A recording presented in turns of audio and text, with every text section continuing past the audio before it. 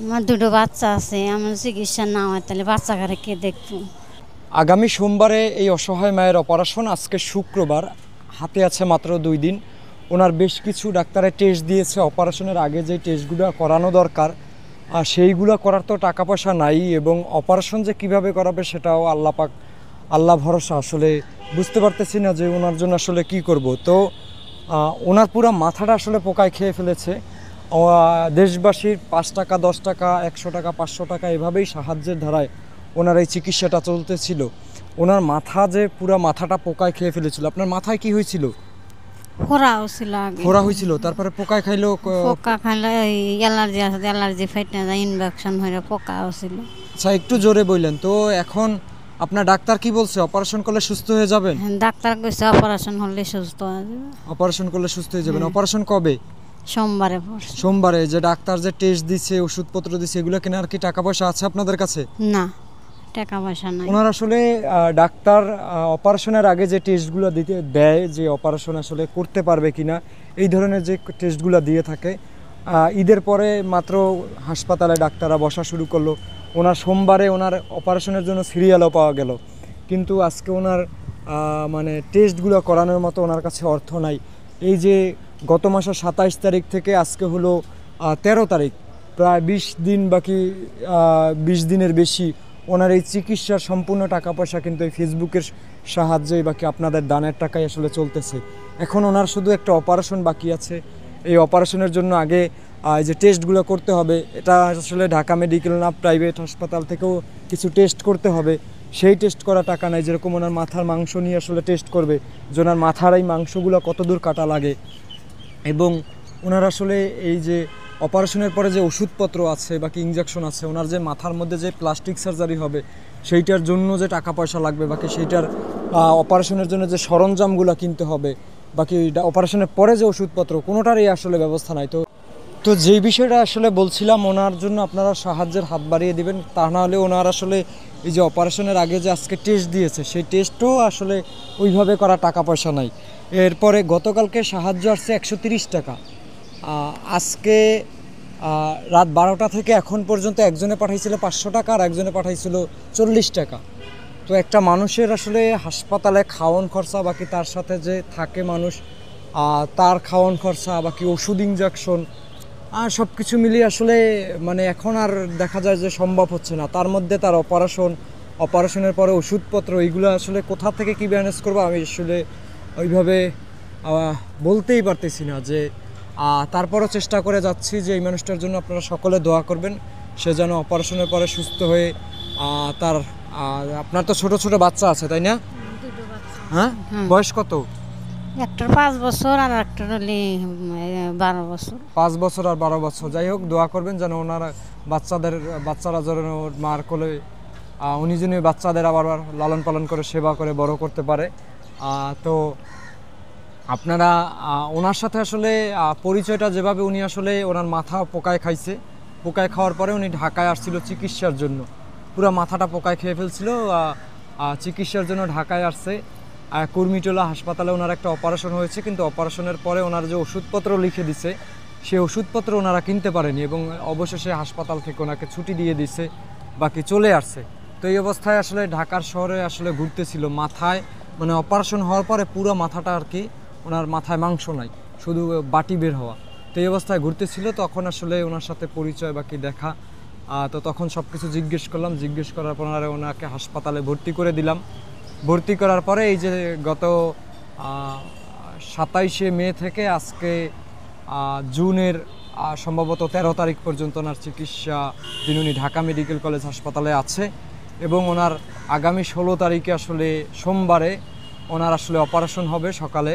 তো রবিবারের মধ্যে আসলে অপারেশনের সরঞ্জাম কিনতে হবে, বাকি ওষুধপত্র অপারেশনের সময় যেগুলো লাগে সেগুলো কিনতে হবে, বাকি অপারেশনের খরচ সেইগুলো রেডি করতে হবে। তারপরে এই যে টেস্ট খরচ, আজকের টেস্ট দিয়েছে প্রাইভেটভাবেও, সেই অন্য হাসপাতাল থেকেও সেই টেস্ট করাইতে হবে। এগুলো একটা অবস্থা। এখন আপনাদের মানে অর্থনীতিকের বর্তমান অবস্থা কি? আপনারা ঢাকায় যে প্রথম চিকিৎসার জন্য আসছিলেন, এইটা 10,000 টাকা নিয়ে, এই টাকাটা কোথা থেকে আনছিলেন? লাভের ফুটে লাভের উপরে আনছিলেন। তো ওনারা আসলে মানে এতটাই গরিব যে ওনারা আসলে লাভের উপর থেকে 10,000 টাকা নিয়ে আসছিল, সেই টাকা শেষ হয়ে যাওয়ার পরে ওনারা রাস্তায় রাস্তায় ঘুরতেছিল। তো এতদিন আপনারা যে যতটুকু সাহায্য পাঠিয়েছেন এই ধারাই আসলে এই মানুষটা এখন নতুন করে একটা জীবন ফিরে পেয়েছে। তো ওনারা আসলে এইখান থেকে যাতে আরও পচে না যায় বা কি আবার পোকা না হয় সেই কারণে ওনার মাথাটা আর কি প্লাস্টিক সার্জারি হবে, শরীর থেকে মাংস নিয়ে বিভিন্ন স্থান থেকে মাংস নিয়ে ওনার মাথায় আর কি লাগানো হবে। অপারেশনের দিন সোমবারে পড়ছে, আমাকে সাহায্য না করলে কারা করব? আপনারা এতদিন সাহায্য করছেন, এখনও সাহায্য করা নেই, এখন আমার পাশে এখনও দাঁড়ান। অপারেশনের আগে আমার কোনো টাকা পয়সা নাই, আপনারা সাহায্য করেন। অপারেশনের কয়দিন পরে আপনার? এই যে 2 দিন পরেই, 2 দিন পরে। সোমবারে। হ্যাঁ। এখন আপনার কাছে কোনো টাকা পয়সা নাই, বাকি অপারেশন কয় টাকা কি লাগবে ডাক্তার কিছু বলছে? না, ডাক্তারে বলে ওই নাই। রিপোর্ট দেখার পরে বলবে। হ্যাঁ, রিপোর্ট। আর আপনার যে অপারেশনের জন্য কি কি লাগবে এগুলো লেখা দিছে নাকি লেখা দিবে? না, লেখা দেয় নাই, দিব। লেখা দিবে। তো আপনারা সকলে ওনার জন্য দোয়া করবেন যেন উনি সুস্থ হয়ে যায়। ওনার আজকে হলো শুক্রবার, এই যে চলে যাচ্ছে জুমার দিন, আর সামনে হলো শনিবার আর রবিবারের মধ্যে রিপোর্ট আসলে ওনার যে আজকে যে টেস্টগুলো দিছে এইগুলো রিপোর্ট সংগ্রহ করে সকালের মধ্যে ওনার আসলে ডাক্তারের কাছে জমা দিতে হবে। এবং তখন ডাক্তার আসলে অপারেশনের খরচ বাকি ওনার যে অপারেশনের যে লিস্টে যা যা লাগবে এইগুলো আসলে লিখে দেবে, তখন এগুলো কেনার ব্যবস্থা করতে হবে। তো ওনারা আসলে এই যে আপনারা তো জানেন যে ঢাকা মেডিকেল একটা অপারেশনের ডেট পাওয়া আসলে মুখের কথা না। তো ওনার অপারেশনের ডেট আসছে সোমবারে, এর মধ্যেই রবিবারের মধ্যে সব কিছু করতে হবে। হাতে আছে মাত্র শনিবার আর রবিবার। মানে আপনাদের কাছে বলতে চাই যে এই অসহায় মাকে আসলে ওনার মাথা যেভাবে পোকায় খেয়েছিল, আপনারা যেভাবে সাহায্য করে ওনার চিকিৎসাটা কন্টিনিউ করে গেছেন। তো ওনার অপারেশনের সময় আপনারা একটু পাশে দাঁড়ান, যে যতটুকু পারেন। এর আগে দেখছি 1 টাকা, 5 টাকা, 10 টাকা, 20 টাকা, 50 টাকা, 100 টাকা, 500 টাকা দিয়ে মানুষ সাহায্য করেছেন। তো এই সাহায্যের ধারাই কিন্তু ওনার খাবার বাকি ওনার ওষুধপত্র বাকি এই যে চিকিৎসা এতদূর চলে আসছে। তো আপনারা যে যা পারেন যতটুকু পারেন, কেউ 5 টাকা পারেন, কেউ 10 টাকা পারেন, এভাবেই সাহায্য করেন। সবার 10 টাকা দেখেন, হয়তো বা অনেকে একজনের 100 টাকা দেওয়ার সামর্থ্য নাই, বাকি 500 টাকা দেওয়ার সামর্থ্য নাই, কিন্তু 10 জন যখন আসলে 10 টাকা করে আসলে দেয় তখন ওই 10 জনা 10 টাকা করে মিলাইলে কিন্তু 100 টাকা হয়ে যায়, বাকি ওনার একটা খাবারের ব্যবস্থা হয়ে যায়।